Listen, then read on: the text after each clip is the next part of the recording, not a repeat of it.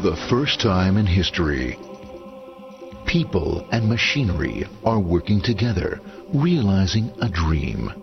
A uniting force that knows no geographical boundaries without regard to race, creed, or color. A new era where communication truly brings people together. This is the dawn of the net. Want to know how it works? Click here to begin your journey into the net. Now, exactly what happened when you clicked on that link? You started a flow of information. This information travels down into your own personal mailroom, where Mr. IP packages it, labels it, and sends it on its way. Each packet is limited in its size. The mailroom must decide how to divide the information and how to package it. Now, the package needs a label containing important information, such as sender's address, receiver's address, and the type of packet it is.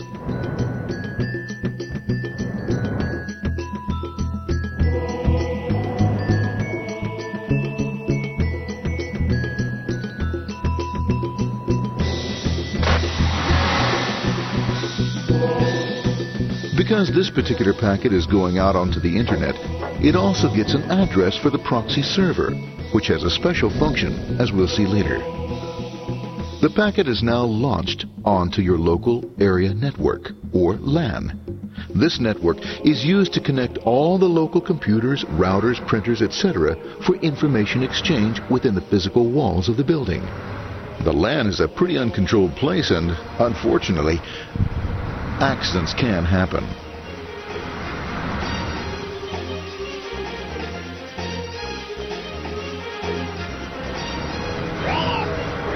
The highway of the LAN is packed with all types of information. These are IP packets, Novell packets, Apple Talk packets. They're going against traffic, as usual. The local router reads the address and, if necessary, lifts the packet onto another network.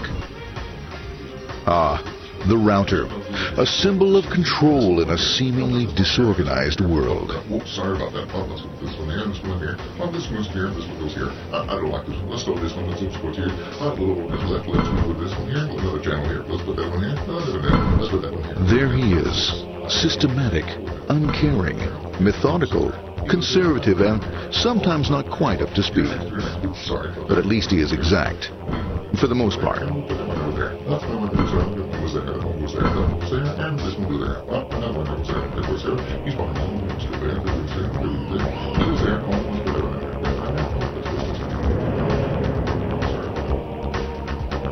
As the packets leave the router, they make their way into the corporate intranet and head for the router switch. A bit more efficient than the router switch plays fast and loose with IP packets, deftly routing them along their way. A digital pinball wizard, if you will. Here we go. Here comes another one. And it's another one. Watch this, Mom. Here goes. Whoop, we're on the dice. Hey, in there, in there, in there. Over the left, over the right, over the left, over the right. You got it. Here it comes. Right on. He shoots. He scores. It's going. Hey, wait. Here, watch out. Here comes another one. Oh, here we go. And it's gone.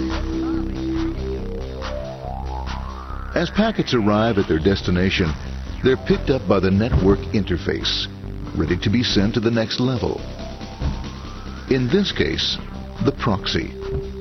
The proxy is used by many companies as sort of a middleman in order to lessen the load on their internet connection, and for security reasons as well.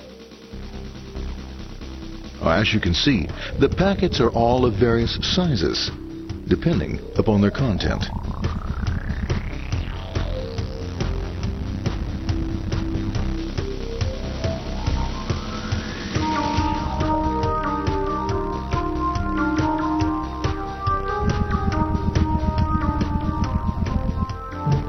The proxy opens the packet and looks for the web address, or URL. Depending upon whether the address is acceptable, the packet is sent on to the internet.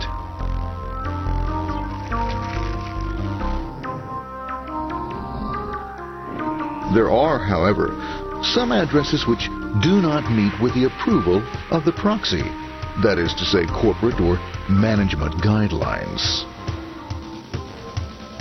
these are summarily dealt with. We'll have none of that. For those who make it, it's on the road again.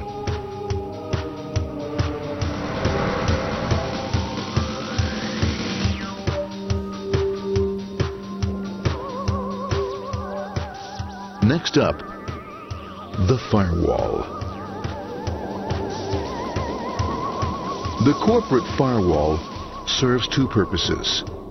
It prevents some rather nasty things from the internet from coming into the intranet, and it can also prevent sensitive corporate information from being sent out onto the internet.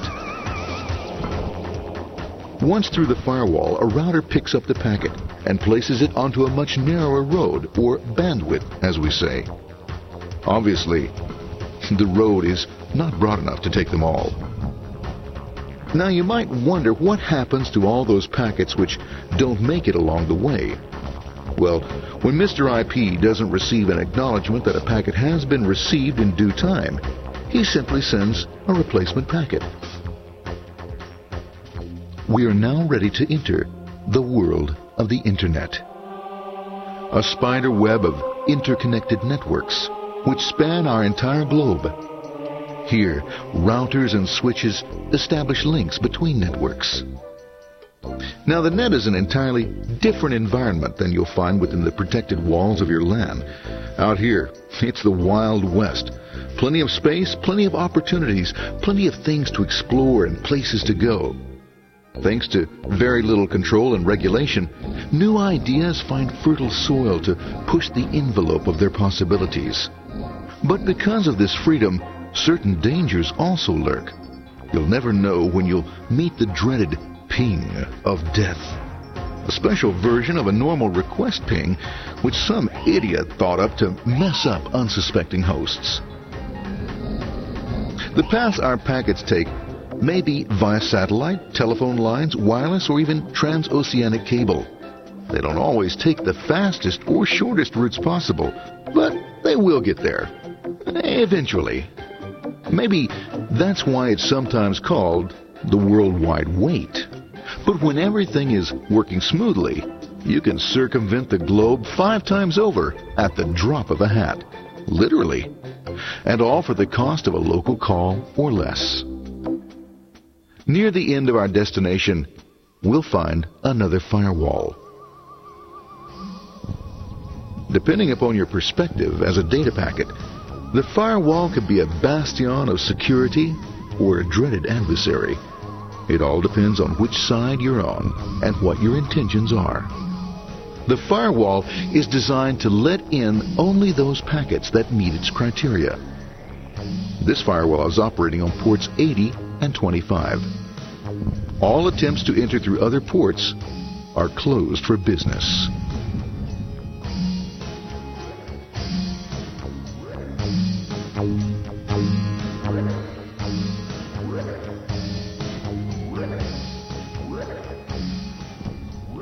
Port 25 is used for mail packets, while Port 80 is the entrance for packets from the Internet to the web server. Inside the firewall, packets are screened more thoroughly. Some packets make it easily through customs, while others look just a bit dubious. Now, the firewall officer is not easily fooled, such as when this ping of death packet tries to disguise itself as a normal ping packet. It's okay, go on, it's okay, no problem. Have a nice day. We are here. Bye. For those packets lucky enough to make it this far, the journey is almost over. It's just a line up on the interface to be taken up into the web server. Nowadays, a web server can run on many things, from a mainframe to a webcam to the computer on your desk. Why not your refrigerator? With a proper setup, you can find out if you have the makings for chicken cacciatore or if you have to go shopping. Remember, this is the dawn of the net. Almost anything's possible.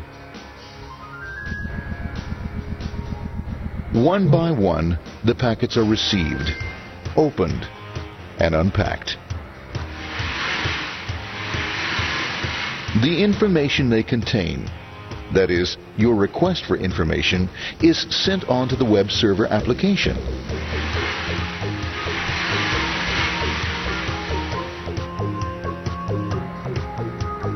The packet itself is recycled, ready to be used again, and filled with your requested information.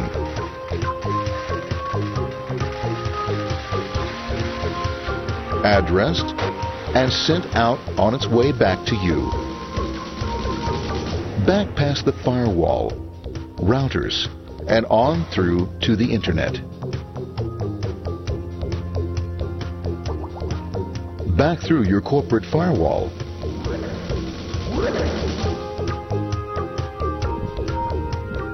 And onto your interface. Ready to supply your web browser with the information you requested. That is, this film.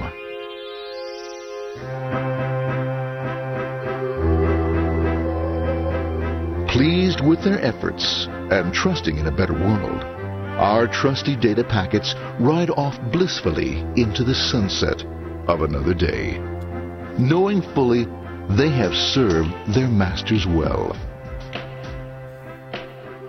Now, isn't that a happy ending?